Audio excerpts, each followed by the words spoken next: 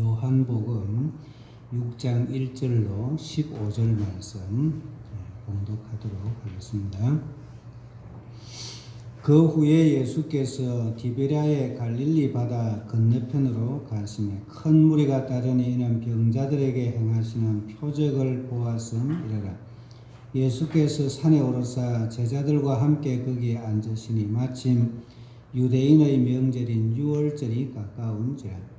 예수께서 눈을 들어 큰 무리가 자기에게로 오는 것을 보시고 빌립에게 이르시되 우리가 어디서 떡을 사서 이 사람들을 먹이겠느냐 하시니, 이렇게 말씀하시면 친히 어떻게 하실지를 아시고 빌립을 시험하고자 하심이라. 빌립이 대답하되 각 사람으로 조금씩 받게 할지라도 200데나리온의 떡이 부족하리이다. 제자 중 하나고 시몬 베드로의 형제 안드레가 예수께 여짜오되 여기 한 아이가 있어 보리떡 5개와 물고기 2마리를 가지고 있나이다. 그러나 그것이 이 많은 사람에게 얼마나 되겠사옵나이까. 예수께서 이르시되 이 사람들로 앉게 하라 하시니 그곳에 잔디가 많은지라. 사람들이 앉으니 수가 5,000명쯤 되더라. 예수께서 떡을 가져 축사하신 후에 앉아있는 자들에게 나누어 주시고 물고기도 그렇게 그들의 원대로 주시니라. 그들이 배 부른 후에 예수께서 제자들에게 이르시되 남은 조각을 거두고 버리는 것이 없게 하라 하심으로 이에 거두니 보리떡 5개로 먹고 남은 조각이 12바구니에 찼더라.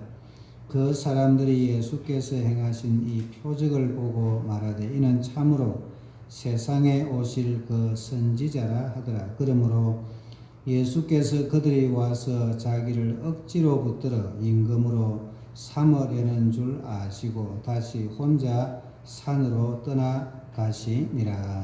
아멘. 오늘 무성교회 예배 오신 여러분들을 주님의 이름으로 환영하고 축복합니다. 오늘은 요한복음에 기록된 예수님의 7가지 표적 중에서 4번째 표적에 관하여 말씀을 드리겠습니다. 함께 풍성한 은혜를 받는 시간이 되시기를 바랍니다. 이 4번째 표적은 예수님께서 보리떡 5개와 물고기 2마리를 가지고 5,000명을 먹이신 일입니다. 그 당시에는 여자와 아이들은 숫자에 넣지를 않았습니다. 그래서 이 먹은 사람들의 숫자가 최소 10,000명 이상은 될 것이라고 말을 하죠. 이것을 오병이어의 기적이라고 합니다. 예수님께서 이와 같이 초자연적인 일을 행하셨기 때문에 이것을 기적이다, 또 이적이다, 또 기사다 이렇게 표현할 수 있지만 요한복음에서는 이것을 표적이라고 말합니다. 표적이라고 하는 것은 계속 말씀을 드리지만 어떤 목표물을 지시하는 표를 말합니다. 목표로 인도하기 위해서 보여주는 표시다, 그런 뜻이죠. 예수님께서 오병이어의 기적 같은 일을 행하신 것도 놀라운 일이지만 사실은 예수님은 그것보다 훨씬 더 귀한 분이시고 훨씬 더 놀라운 은혜를 우리에게 보여주시려는 뜻이 있습니다. 오늘도 몇 가지 질문과 함께 말씀을 풀어가도록 하겠습니다. 첫째는 이 오병이어의 표적이 일어난 그 장소, 또 그 일어난 때가 언제인가 하는 질문입니다. 먼저 장소에 관해서 말씀을 드리면 그 1절에 그 후에 예수께서 디베랴의 갈릴리 바다 건너편으로 가셨다, 그렇게 말씀을 하시는데 이 성경 말씀을 개역 한글에서 읽어보면 같은 말씀인데 약간의 차이가 있게 번역이 되어 있습니다. 그 후에 예수님께서 갈릴리 바다 곧 디베랴 바다 건너편으로 가셨다 이렇게 되어 있습니다. 같은 바다인데 이름이 두 가지로 불렸다는 그런 뜻이에요. 하나는 갈릴리 바다이고 또 하나는 디베랴 바다입니다. 왜 같은 바다인데 두 가지 이름으로 불렸을까? 이 갈릴리 바다라고 하는 그 이름은 둥글다는 데에서 왔다고 합니다. 바다의 모양이 둥글기도 하고 그러니까 아름다운 모습이었기 때문에 그래서 사람들은 아름답게 둥글게 보이는 바다다 그렇게 갈릴리 바다라고 이제 불렀다는 거죠. 그러면 이제 디베랴 바다는 어디에서 온 이름이냐? 그 당시 로마 황제의 이름이 티베리우스인데 그 헤롯 왕이 티베리우스의 비위를 맞춰 주려고 도시의 이름도 디베랴라고 이름을 짓고 그 바다의 이름도 디베랴 바다라고 그렇게 불렀다는 거예요. 이것이 이제 역사적인 상황입니다. 당시의 유대인들은 로마의 식민 통치를 받고 있는 상황인데 자기 땅도 빼앗기고 또 아름다운 이름도 다 빼앗긴 그런 압제를 받고 있는 상황 가운데 있었다 그런 뜻이죠. 그러면 오병이어의 그 표적이 나타난 때는 언제냐 하면 4절에 보면 유대인의 명절인 유월절이 가까이 왔을 때에 이 표적이 나타났다고 합니다. 유월절은 민족 해방 기념일입니다. 그것도 애굽의 노예 생활을 하고 있던 그 이스라엘 백성들이 하나님의 특별한 은혜 가운데에서 노예 생활로부터 해방된 날을 기념하는 유대인의 큰 명절입니다. 그래서 유대인들은 6월절이 되면 전국에서 그 예루살렘으로 다 모여오는데 유대인 역사가였던 요세푸스의 기록에 따르면 6월절에 모이는 유대인들의 수가 300만 명에 거의 이를 정도였다. 물론 조금 과장된 표현이기는 합니다만 유대인들이 거의 대부분이 명절 때에 그 6월절 예배 드리기 위해서 예루살렘에 모였다고 하는 거죠. 이 유대 나라를 다스리고 있었던 그 로마인들의 입장에서 보면 굉장히 위험한 때입니다. 그래서 로마 총독은 이 6월절을 특별 경계 기간으로 정했다는 거예요. 그리고 로마의 군인들이 그 모두가 다 예루살렘으로 다 모여와서 거기에서 유대인들의 동태를 철저하게 감시를 했습니다. 왜냐하면 언제 내란이 일어날지 모르는 아주 긴박한 상황이었기 때문에 그런 거죠. 이 두 가지 그 장소와 시간이 오병이어의 표적이 일어났던 배경이 됩니다. 특별히 예수님은 공생의 3년 기간 동안에 6월절을 3번 지키셨는데 이것이 두 번째 6월절입니다. 예수님은 첫 번째 6월절에 예루살렘에 가셨고 세 번째 6월절에도 예루살렘에 올라가셨습니다만 두 번째 6월절에는 예루살렘에 올라가지 않으셨어요. 왜냐하면 극도의 긴장감이 있는 때였기 때문에 그래서 예수님은 6월절을 갈릴리 바닷가에서 지키신 것입니다. 그런데 유대인들은 이렇게 나라를 빼앗기고 또 압제를 당하고 경제적으로도 굉장히 궁핍한 가운데 있었기 때문에 자연스럽게 메시아를 기다렸어요. 민족이 해방될 날을 소망하고 있었던 것입니다. 그래서 이러한 배경 가운데에서 유대인들이 어떤 메시아를 기다리고 있었는지 또 어떤 해방을 바라고 있었는지는 우리가 짐작해 볼 수 있습니다. 유대인들은 초월적인 능력을 가진 메시아가 나타났으면 하는 바람이 있었어요. 물론 성경에 보면 이 세상을 구원할 자를 하나님께서 보내주시는데 그 소망과 결부해서 그들은 생각하기를 초인적인 능력을 가진 어떤 구원자가 오실 것이다 기대를 하고 있었어요. 근데 예수님께서 병자들을 고쳐주시는 것을 보고 유대인들은 바로 그분이 오셨구나 굉장히 열광했습니다. 또 유대인들은 정치적인 해방을 이루어 줄 메시아를 기대하고 있었거든요. 메시아가 오면은 유대인들은 자기들을 로마의 압제로부터 해방시켜 줄 것이다. 그렇게 믿고 있었어요. 예수님께서 이제 십자가에 돌아가실 때는 제자들도 많이 실망을 하고 도망도 치고 그렇게 했지만 예수님 부활하신 후에 제자들이 얼마나 기가 살았겠어요. 그래서 예수님에게 그런 질문을 합니다. 사도행전에 보면 주님 이스라엘의 나라를 회복하심이 이때니까.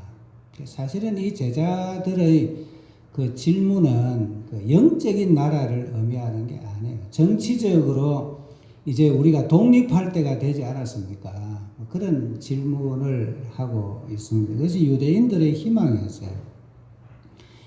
또 유대인들은 생각하기를 메시아가 오시면 유대인 왕국을 세워주실 것이라고 생각해요. 본래 유대인들은 민족 자존심이 아주 대단했던 사람들입니다.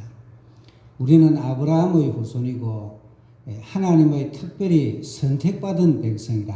이방인들을 아주 하찮게 생각을 했는데 이제 메시아가 오면 우리의 지위를 왕처럼 높여주시고 이방인들은 우리가 아주 종처럼 부리는 그런 나라를 메시아가 세워주실 것이라 그런 기대를 하고 있습니다. 이런 메시아를 대망했는데 마침 예수님께서 오병이어의 표적을 이루어 주셨어요. 그래서 14절에 보면 그 사람들이 예수께서 행하신 그 표적을 보고 말하되 이는 참으로 세상에 오실 그 선지자라 마침 메시아가 오셨다 그렇게 생각을 하고 억지로 예수님을 붙들어서 자기들의 왕으로 삼으려고 했어요. 예수님께서 그들의 생각을 아시고 혼자 산으로 떠나가셨다 그렇게 말씀합니다. 예수님께서 이루어 주시려고 하는 구원을 오해하였던 것이죠. 예수님의 구원과는 다른 구원을 소원했기 때문에 예수님은 그들을 떠나가신 것입니다. 오늘 우리 시대를 기독교 후기 시대라고 그렇게 합니다. 영어로는 포스트 크리스텐덤이라 이걸 이제 그대로 직역을 하면 예수님께서 왕처럼 다스리던 시대는 지나갔다 그랬습니다. 우리가 한 2000년 기독교 역사를 보면 초기에는 기독교인들이 굉장히 박해를 많이 받았거든요. 그런데 얼마 되지 않아서 이 기독교가 로마라고 하는 나라를 완전히 정복해 버렸어요. 그래서 이제 로마는 기독교 국가가 되고 로마의 교황은 왕들 위에서 다스리는 기독교 국가가 세상을 다스리는 그런 시대를 경험을 했습니다. 물론 이제 그 이후에 종교 개혁이 이제 일어나기도 하고 하는 역사를 우리가 잘 알잖아요. 이게 사실은 이제 복음 때문에 사람들은 정치적인 자유를 얻었잖아요. 또 예수님 때문에 경제적으로도 이제 아주 궁핍함을 좀 면할 수 있는 그런 시대가 됐습니다. 종교적인 자유도 얻게 됐어요. 기독교 신앙이 세상을 다스리게 된 것이죠. 근데 예수님이 왕으로 다스리시지 않는 자유만 있는 세상이 됐어요. 예수님께서 왕으로 다스리지 않을 때 이것은 완전한 구원도 아니고 참된 구원도 아닙니다. 구원을 받은 것 같이 보이지만 여전히 내가 왕으로 있고 자유와 방종이 지배하는 그런 왕노릇을 하는 그런 것밖에는 되지 않는 거예요. 애굽에서 나온 그 백성들이 구원받은 것 같지만 여전히 금송아지 우상 섬기고 마음속에는 늘 원망과 불평이 있고 하나님 섬기는 것보다는 언제 돌아갈까 그 생각한 것과 별 다를 바가 없는 것이죠. 예수님이 주시려고 하는 구원은 이런 것이 아니라는 거예요. 예수님은 정치적으로 해방시켜 주시려고 오신 분도 아니고 경제적인 자립을 이루어 주시려고 오신 분이 아니라는 거예요. 그렇기 때문에 이 네 번째 표적을 보여주신 목적이 무엇일까? 우리가 이 질문을 하게 됩니다. 네 번째 표적은 참된 해방과 참된 자유를 우리에게 알게 해 주시려고 이 표적을 보여주신 것입니다. 5절과 6절 말씀에 보면 예수께서 눈을 들어 큰 무리가 자기에게로 오는 것을 보시고 빌립에게 이르시되 우리가 어디서 떡을 사서 이 사람들을 먹이겠느냐 질문하셨습니다. 이렇게 말씀하신 이유는 친히 어떻게 하실지를 아시고 빌립을 시험하고자 하심이라고 말씀합니다. 왜 다른 제자들이 많은데 빌립에게 질문을 하셨을까? 빌립이 고향이 근처에 있기 때문에 그랬다는 겁니다. 그래서 다른 제자들보다도 그 지역 주변 상황을 잘 아는 제자였기 때문에 빌립에게 질문을 하셨는데, 근데 빌립은 그곳 출신이었지만은 예수님의 질문에 올바른 답을 하지 못하는 걸 볼 수 있습니다. 빌립이 대답하는 것을 보면 이렇습니다. 예수님 여기 5,000명이나 되는 많은 사람들이 있는데 그저 한 끼 음식을 좀 먹게 하려고 해도 200데나리온의 돈이 필요합니다. 우리에게는 사실 없는 돈인데 그런 뜻이에요. 사람이 먹는 게 참 보통 큰 일이 아닌 것 같아요. 200데나리온이라고 하는 이것은 거의 한 사람의 1년 연봉에 가까운 그런 돈입니다. 수천만 원 되는 돈이에요. 그런데 그 정도 되어야 이 많은 사람들에게 한 끼 식사를 대접할 수 있을 텐데 우리가 가진 거 다 모아도 그건 턱도 없이 부족합니다. 그런 뜻으로 대답을 한 거예요. 근데 돈이 있어도 문제가 뭐냐면 내가 이 지역에 사는 출신인데 여기 식당도 별다른 식당도 없고 한 집에서 사람을 수백 명, 수천 명 빵 구울 만한 집도 없다는 건 빌립이 너무 잘 알거든요. 해법이 없다는 그런 대답을 하고 있습니다. 빌립이 이 본문에 등장하는 이유는 그 네 번째 표적의 목적을 보여주기 위함이에요. 사람이 자기 일을 해결하는데 사실은 뚜껑을 열어놓고 보면 사람의 능력이 부족하다는 거예요. 모인 사람들에게 한 끼 식사 대접하는 것도 해결할 수 없는 것이 인간이라는 거예요. 하물며 민족을 해방시키고 경제적인 자립을 일으켜주고 이거 어떻게 사람이 할 수 있는 일이겠느냐 그런 이제 말씀이죠. 그래서 사람은 자기의 구원 문제를 자기가 해결할 수 없다는 거죠. 거기에 대해서 오직 예수님만이 사람들의 문제를 해결할 수 있는 분이라는 것을 말씀합니다. 이 본문에 보면은 이렇게 말씀하시면 친히 어떻게 하실지를 아시고 빌립을 시험하심이라. 여기 어떻게 하실지를 아셨다 그러는데 오늘 요한복음 6장 1절부터 15절에 이 아신다는 단어가 2번 나옵니다. 6절에 한 번 나오고 또 14절에 한 번 나오는데 그 헬라어 원어를 보면 그 단어는 다른 단어예요. 단어는 다르지만 의미는 꼭 같은 의미입니다. 어떤 의미인가 하면 예수님께서 신성을 가지신 분이시다. 그런 뜻입니다. 사람들이 자기 문제를 스스로 해결할 수 없다는 것도 아시고 또 사람들이 그 문제를 해결해 주어도 진정한 구원에 이르지 못한다는 것도 아십니다. 여러분 사람이 정치적으로 해방된다고 구원이 임합니까? 밥 먹는 문제가 해결된다고 해서 영적인 문제가 해결되나요? 해결 안 되는 거거든요. 그래서 예수님께서는 그 모든 문제를 해결할 수 있는 방법을 알고 계신 구원자이시다.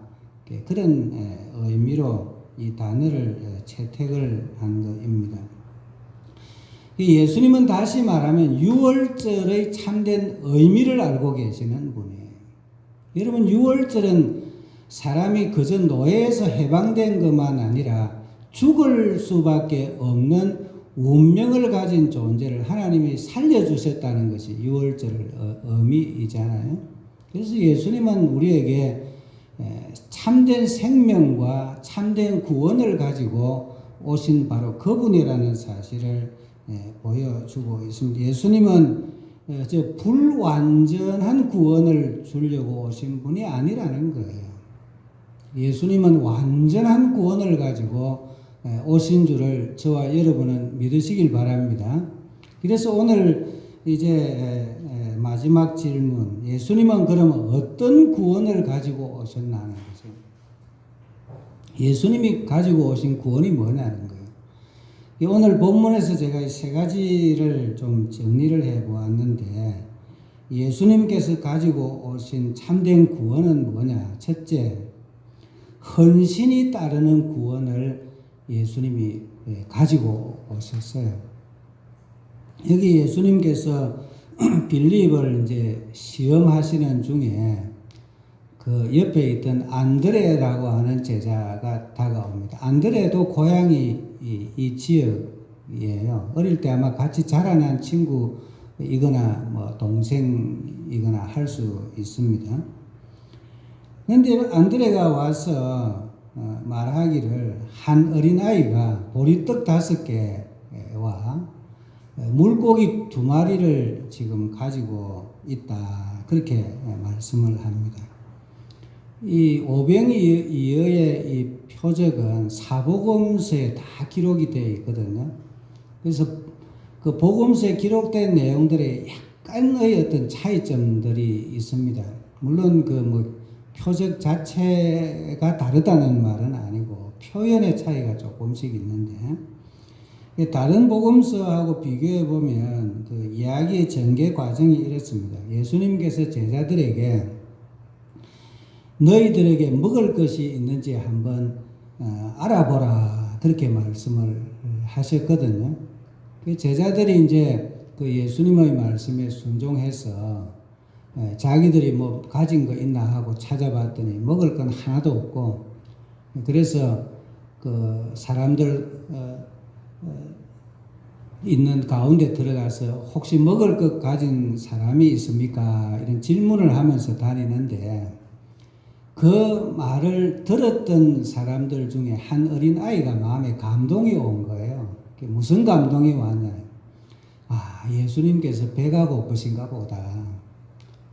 내가 이 먹어야 될 도시락인데 내가 먹을 수 있지만 예수님께 드려서 예수님의 허기를 면하게 해드리면 좋을 텐데 라는 마음의 감동이 일어났다는 거예요. 그래서 그 안드레 이제 뭐 주일학교 어린이이거나 혹시 뭐 중고등부 학생이면 그 선생님에게 제가 도시락 하나 가지고 있는데 이거 예수님에게 드리면 참 좋겠어요. 그래서 안드레가 그 아이를 데리고 그 도시락 가지고 예수님한테 온 겁니다. 그리고 예수님에게 말씀드리는 거예요. 여기 한 아이가 있어서 보리떡 5개하고 물고기 2마리 지금 도시락을 가지고 왔습니다. 그 말씀을 드리는 거예요. 사실 안드레도 빌립처럼 속으로 계산을 했을 거예요. 지금 사람이 얼마나 많은데 남자만 해도 5,000명이나 되는 사람들이 있는데 지금 우리가 가진 것은 어린아이가 가지고 온 이 조그마한 도시락 하나밖에 없는데 과연 이것 가지고 문제가 해결될 수 있을까? 그런 생각을 했을 거예요. 그런데 안드레가 몰랐던 것이 하나 있어요. 그래서 단순한 사건이 아니라는 걸 몰랐는 거예요. 이 한 어린 아이에게 일어났던 그 조그마한 마음의 변화, 그 감동이 구원의 역사라는 사실까지는 몰랐다는 거예요. 예수님께서 하신 그 일을 통해서 예수님은 그 아이의 마음속에 감동을 일으키시고 그리고 예수님을 믿는 믿음을 주셨을 뿐만 아니라 자기가 가지고 있는 작은 열매까지도 맺게 해주시는 그 변화가 그 마음속에서 일어난 거예요. 여러분, 먹는 것이 얼마나 중요합니까? 사람은 다 먹기 위해서 사실은 일하잖아요. 안 먹으면 죽으니까요. 이 어린 아이는 어른들보다는 사실 먹는 것이 더 귀한 거였는지 자기가 먹을 도시락을 내주는 것이 쉽지 않은 일이잖아요. 그런데 이 어린아이가 먹을 것을 자기 먹을 것을 예수님께 드리는 사람이 된 거예요. 내적인 변화가 일어난 거죠. 그래서 이 어린아이의 마음속에 어떤 변화가 일어났는데 헌신의 열매가 있는 변화가 일어난 거예요. 이것이 예수님이 가지고 오신 구원입니다. 구원은 단순히 우리를 죄로부터 건져주시는 것뿐만 아니고 우리의 심령의 어떤 변화를 일으켜 주시는 것이 구원입니다. 백화점 왕이라고 불리고 있는 존 워너메이커라는 분이 계시거든요. 이 존 워너메이커는 아주 가난한 벽돌 만드는 그 벽돌공 아버지에게서 태어났어요. 집이 너무너무 가난하니까 계속 공부를 할 수도 없고 이래서 그 12살 이후로 이 교육을 받지를 못했어요. 근데 13살 됐을 때에 존 챔버스라고 하는 목사님을 만나서 예수님을 믿게 됐습니다. 여전히 벽돌 공장에서 일을 하고 주일날에는 이제 교회 가서 예배를 드리는데 그 예배 드리러 가는 그 예배당 길이 비가 오면은 그저 뭐 아주 진창길이 되어가지고 예배당에 들어가기 너무너무 불편한 걸 그가 보게 된 거예요. 그런데 뭐 어른들은 뭐 아무런 뭐 별 관심도 없고 이제 그런 걸 보고 존 워너메이커가 자기가 일하는 벽돌 공장에서 돈을 얼마씩 받고 이제 일을 하는데 그 가운데 일부 아주 작은 돈을 떼가지고 벽돌을 몇 장씩 사가지고 하루 일하고 올 때 벽돌 공장에서 돈 대신에 이제 벽돌을 주세요. 그래 자기가 예배 드리러 가는 예배당 그 길에 벽돌을 이렇게 깔고 그렇게 한 거예요. 그 모습을 그 교회의 교인들이 보고 감동을 받은 거예요. 이 어린아이가 이렇게 하나님 앞에 헌신하는 걸 보니까 우리가 참 부끄럽다. 그렇게 해서 온 교인들이 다 힘을 내서 그 길 보도 블록을 다 깔았을 뿐만 아니고 예배당이 아주 큰 예배당이었는데 그 예배당까지 새 건물로 건축을 하게 됐다는 거예요. 근데 그걸로 끝난 것이 아니고 이 존 워너메이커가 그 이후에 큰 복을 받아서 정말 뭐 미국에서 내노라 하는 그런 아주 큰 부자가 됐는데 그 이름이 백화점 왕이잖아요. 우리나라로 말하면 뭐 아주 유명한 그 무슨 그 그룹 있죠. 그런 회장님 같은 분이 되셨다는 거예요.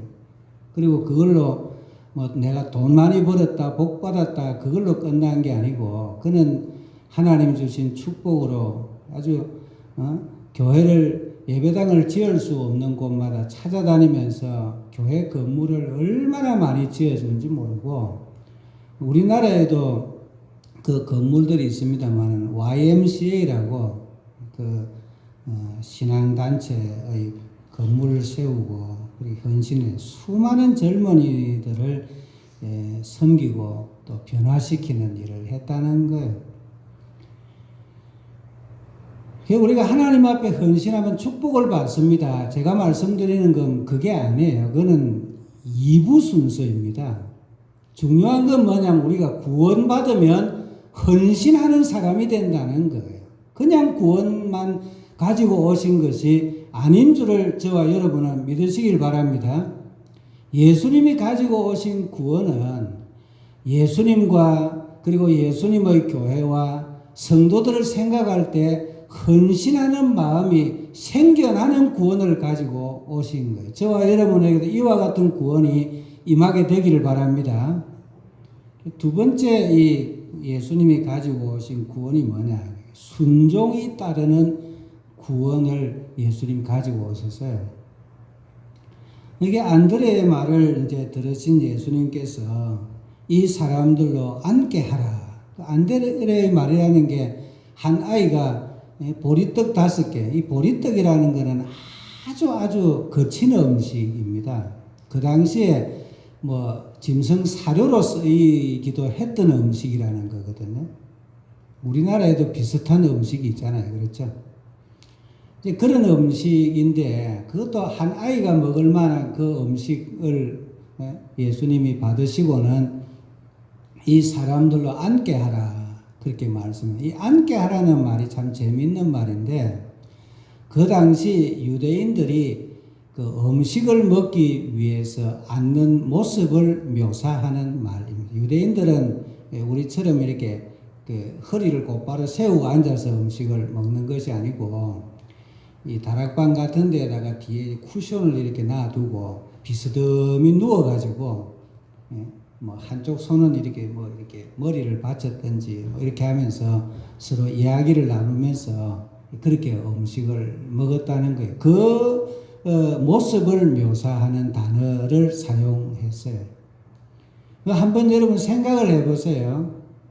이 사람들 중에는 유대인들도 있었겠지만 유대인들이 사람 취급도 하지 않았던 그런 사람들, 뭐 이방인들도 있지 않았겠어요? 근데 그 사람들이 섬김을 받겠다고 비스듬히 이렇게 누웠는데 제자들은 다 뭐 정통 유대인들인데 예수님께서 제자들에게 이 사람들을 섬기라고 종처럼 가서 섬겨라 그렇게 말씀을 하셨거든요. 자, 이해도 되지 않죠. 음식도 없는데 뭘 하라고 하시나. 또 인간의 본성과 어울리지도 않습니다. 사람은 다 대접받기를 원하지 대접하는 걸 별로 안 좋아하거든요. 그런데 이상하게 제자들 마음속에 그 순간 순종하고 싶은 마음이 생겨난 거예요. 할렐루야. 이게 구원이에요. 예수님이 가지고 오신 구원이에요. 예수님은 어떤 구원을 가지고 오셨을까요? 우리 심령이 변화돼서 섬김을 받고자 하는 사람이 섬기는 사람으로, 불순종하는 사람이 순종하는 사람으로 우리의 영혼이 변화되는 구원을 가지고 온 줄로 믿습니다. 오병이어의 표적은 그냥 일어난 게 아니에요. 제자들 속에 어떤 영적인 변화와 더불어 일어난 거예요. 그래서 이거 예수님의 말씀에 제자들이 순종한 이것도 구원받은 결과입니다. 그렇게 제자들이 순종했더니 놀라운 일이 일어났어요. 도무지 그것 가지고는 문제를 해결할 수가 없었던 보리떡 5개하고 물고기 2마리를 가지시고 예수님이 축사하신 후에 앉아 있는 사람들에게 다 나누어 주시고 물고기도 원하는 대로 다 주셔서 배불리 먹게 하신 줄로 믿습니다. 순종하는 곳에 이와 같은 놀라운 은혜가 나타난 거예요. 5만 번이나 기도 응답을 받았다.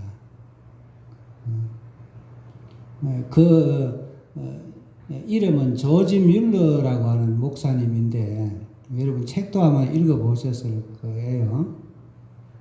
이분이 5만 번 기도 응답을 받은 것은 일기를 썼는데 기도하실 때도 일기를 썼고 기도 응답을 받은 이후에도 자세하게 기록을 다 한 걸 헤아려 보니까 5만 번 기도 응답을 받았구나. 그건 누가 아니라고 부인할 수 없는 증거가 나타났기 때문에 우리는 이분을 5만 번 기도 응답을 받은 분이라고 인정하게 되는 거이거든요. 근데 이 조지 뮬러라고 하는 이제 목사님, 독일계 영국인이에요. 근데 이분이 굉장히 방탕했던 사람입니다. 불량한 친구들 만나고 도박도 하고 아주 방탕한 생활을 하고 불순종하였던 사람인데 하나님의 은혜 가운데에서 예수님을 영접하고 이제 목사님이 되신 분이에요. 근데 이제 목사님이 되시고 교회를 섬기고 말씀 전하고 그렇게 하시는데 이게 길을 다니면서 보니까 길거리에 부모 없는 아이들이 너무 많이 보이는 거예요. 누가 돌봐줄 수도 없으니까 아이들이 얼마나 불쌍해 보였겠어요. 그러는 중에 성경 말씀을 읽으면서 하나님은 고아들의 아버지이시다 하는 말씀이 마음속에 너무 강하게 부딪혀 오는 거예요. 그래서 그 목사님이 이제 그 말씀에 순종하기로 한 거죠. 하나님은 고아들의 아버지시니까 내가 하나님 말씀을 따라서 이 고아들을 돌보아야지. 근데 사실은 아이들을 위해서 준비된 것은 별로 없는 거죠. 아이들을 거두어 주려고 하면은 아이들을 재울 방도 있어야 되고 또 입힐 옷도 있어야 되고 먹일 음식도 있어야 되고 그렇지만 가진 걸 하나 없는데 그 마음속에 순종하는 마음이 생긴 거예요. 그래서 처음 시작할 때 전기를 읽어보면 이웃에서 얻은 접시 몇 개 그리고 포크하고 나이프 몇 개가 전부인데 그거 가지고 이제 고아원을 시작을 한 거예요. 그랬더니 순종했더니 하나님께서 기도하는 것마다 응답해 주신 줄로 믿습니다. 어떤 때는 아이들이 1000명 이상 되는 아이들이 아침에 먹을 게 하나도 없어가지고 먹을 게 다 떨어졌습니다. 관리하시는 분이 그러는데 이제 하나님 앞에 기도하면서 그 아이들을 다 앉게 하라고 그리고 접시를 다 나눠주세요. 포크하고 나이프를 다 놓으세요. 그렇게 하고 하나님 앞에 기도하면 하나님 우리에게 먹을 것을 주시니 감사를 드립니다. 기도하는데 밖에서 딸랑딸랑 하면서 빵을 실은 차가 도착해가지고 때마침 빈 접시에다가 하나님이 빵을 다 얹어주셨다는 그런 일화도 있어요. 할렐루야. 순종하는 결과이거든요. 순종. 예수님은 우리들에게 순종하는 구원을 가지고 오셨어요. 순종하면 풍성한 은혜를 베풀어 주시는 줄로 믿습니다. 저와 여러분은 순종의 열매가 있는 구원을 받게 되기를 바랍니다. 세 번째는 절제가 따르는 구원을 가지고 오셨어요. 물론 이제 절제라고 하는 이 용어가 좀 선택이 그렇게 잘 됐는지는 모르겠습니다만은 주님께서 5,000명을 배부르게 다 먹이신 후에 남은 조각을 거두고 버리는 것이 없게 하라고 말씀하셨습니다. 여러분 한번 생각해 보십시오. 보리떡 5개하고 물고기 5개를 가지고 5천 명 이상 되는 사람들을 다 배불리 먹이신 주님입니다. 그 주님께서 뭐 사람들이 원하면 더 많은 것을 왜 못 주시겠어요? 그런데 우리 예수님은 남은 조각을 버리지 말고 다 거두어라. 그리고 그 예수님의 말씀에 순종해서 남은 조각을 거두었더니 12바구니에 차게 거두었더라. 그렇게 말씀하거든요. 왜 하필이면 12바구니 거두었을까요? 13바구니 뭐 거둬도 되는데 말이에요. 12이라고 하는 이 숫자는 좀 상징적인 의미가 있습니다. 성경에서 12이라는 의미는 하나님의 백성을 상징하는 숫자입니다. 그래서 배불리 먹고 남은 것을 모았더니 하나님의 백성을 섬기는 데에 풍성했다. 그런 뜻이죠. 우리가 성령의 열매 가운데에서 첫째 열매는 사랑이고, 그리고 쭉 이어서 열매가 열리다가 제일 마지막으로 열리는 열매가 절제의 열매입니다. 여러분, 성경에서 말하고 있는 이 절제는 금욕적인 삶을 말하는 거 아닙니다. 하나님께서 우리에게 풍성한 은혜를 주셔서 누리게 하시는데, 그 우리에게 주신 은혜를 나만을 위해서 사용하라고 주신 게 아니라는 걸 알고 사는 게 그게 절제의 삶이에요. 사랑을 위해서 하나님의 교회를 섬기고 이웃을 섬기고 복음 전하는 일을 위해서 선교하는 일을 위해서 우리에게 주신 자원을 잘 관리하는 사람이 되라. 그게 절제의 열매이거든요. 그래서 이 하나님께서 우리에게 주신 구원은 절제의 열매가 있을 때 완전해진다는 거예요. 우리 교단이 설립될 때에 굉장히 큰 기여를 하신 그 목사님들이 많이 계신데, 그 중에 오종덕 목사님이라는 분이 계십니다. 이 오종덕 목사님은 두 가지로 아주 유명해요. 첫째는 아주 박식한 성경 지식으로 유명합니다. 이분이 고려 성경 그 학교 교장 선생님을 하셨는데 성경을 다 암송을 하셨기 때문에 강의 시간에 성경 안 보고 성경 강의를 하는 거예요. 왜냐하면 성경을 다 암송하고 계시니까요. 그렇게 유명한 분이에요. 그리고 두 번째 유명한 것은 아주 건검절약하는 삶으로 아주 유명한 분입니다. 그래서 뭐 예를 들어서 어느 교회에 설교를 하러 가셨는데 그 교회에서 기차표를 끊어주면 그 받아가지고 역에 가가지고 1등표를 끊어주시면 2등표, 3등표로 바꿔가지고 이렇게 타고 가시면 남은 돈은 이렇게 저축하시고 뭐 그렇게 하신 분이 물론 뭐 예를 들자면 굉장히 많아요. 그 일화 가운데 하나는 일본에서 최고로 그 아주 아껴 쓴다는 구두쇠가 그 오종덕 목사님한테 못 이겼다는 그런 일화도 있어요. 일본 구두쇠보다 더 지독했다 그런 이제 일화도 있는데요. 근데 이분이 이제 그 대구에서 교회 섬길 때 그 절약해서 건금 절약해서 모은 돈으로 땅을 500평을 사가지고 교회 부지로 쓰라고 헌납을 하셨는데 그것도 자기 교회도 아니고 이웃 교회를 위해서 줬다는 거예요. 그 교회가 어느 교회인가 하면 제가 부목사로 있던 교회가 그 대구 서교회라는 교회인데 그 땅이 그 오종덕 목사님이 헌납한 그 땅 위에 세워졌어요. 그래서 뭐 그 교회 예배당도 굉장히 큽니다. 약 한 1000명 되는 교인들이 거기서 예배 드리고 식사하고 교제하고 아이들 교육하고 할 수 있는 굉장히 넓은 교회 부지예요. 그걸 한 사람이 건검절약해서 드린 그 땅 위에 교회가 세워져 있는 거예요. 굉장한 일이죠. 예수님이 이루어 주신 구원은 절제가 있는 구원입니다.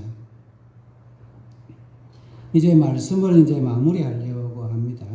예수님의 네 번째 표적, 오병이어의 표적입니다. 이것이 7가지 표적 가운데서 가운데 있기도 하고 또 이 7가지 표적 가운데 가장 중요한 표적입니다. 그래서 설교 시간이 이제 제한되어 있기 때문에 더 말씀을 드리지는 못하고 한 가지만 더 말씀을 드리려고 해요. 이 요한복음을 여러분 읽어보시면 요한복음에는 성찬식 제정에 관한 말씀이 없습니다. 다른 복음서에는 다 있는데 말이에요. 그것도 유월절, 예수님이 지금 지킨 이 유월절 말고 그 다음 유월절에 최후의 만찬을 제자들과 드시고 그 이후에 십자가에 돌아가셨잖아요. 근데 다락방에 모여서 함께 성찬 예식을 제정하셨다는 말씀이 요한복음에는 없습니다. 대신에 오병이어의 기적과 관련해서 그 말씀을 잘 읽어보면 성찬식을 대신한 말씀이 여기 기록이 되어 있는 거예요. 그래서 이 말씀의 뜻은 뭐냐면 예수님께서 십자가에서 죽으심도 중요하지만 예수님은 이 땅에 성육신적인 삶을 살기 위해서 오셨다는 걸 말하는 거예요. 예수님은 오병이어처럼 사람들의 영육의 양식이 되어 주시려고 오신 것입니다. 그 예수님께서 우리를 구원하여 주셨는데 왜 구원하여 주셨느냐? 그냥 구원하신 것이 아니고 너희들도 오병이어가 되어서 사람들을 섬기는 삶을 살아라. 온전한 구원을 이루어 주시려고 우리에게 오신 것입니다. 이것을 성육신적인 삶이라고 합니다. 예수님께서 이루어 주신 구원입니다. 우리가 그냥 구원받은 것이 아니고 예수님의 구원받은 자로서 헌신하는 삶을 살아가 순종하는 사람이 되고 그리고 절제하는 사람이 되고 우리의 바깥쪽에 있는 어떤 정치적인 해방이 이루어진다든지 경제적인 자립이 이루어진다든지 또 세상 가운데 왕적인 지위를 얻는 그런 외적인 구원을 말하는 것이 아닙니다. 나의 내면이 변화가 되고 우리의 삶이 변화가 돼서 세상을 섬기고 그리고 감동시킬 만한 그런 예수님을 닮은 사람이 되는 이것이 예수님이 보여주신 네 번째 표적의 목적입니다. 이 표적이 우리의 신앙과 삶에 나타나서 우리도 예수님처럼 세상을 섬기고 사랑하고 헌신하고 그렇게 해서 우리 자신에게 온전한 구원이 이루어질 뿐만 아니라 예수님처럼 보리떡 5개와 물고기 2마리밖에 없는 보잘것없는 삶이라 할지라도 이웃을 풍성하게 하고 또 하나님이 주시는 놀라운 은혜와 축복을 누리는 이 은혜가 저와 여러분의 있기를 주님의 이름으로 축원합니다.